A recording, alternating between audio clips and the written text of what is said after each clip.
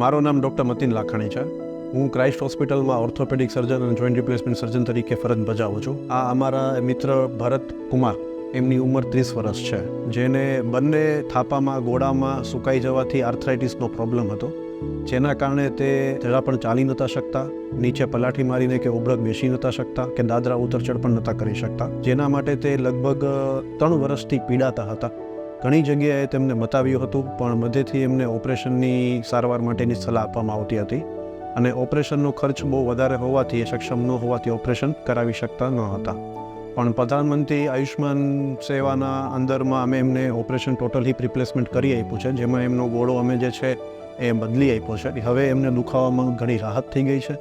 Walker સાથે અત્યારે ચાલતા પણ થઈ ગયા છે. ઓપરેશનને 48 કલાક થયા છે અને તે અત્યારે ચાલી શકે છે અને આજે અમે એમને ડિસ્ચાર્જ પણ આપી દેવાના છીએ.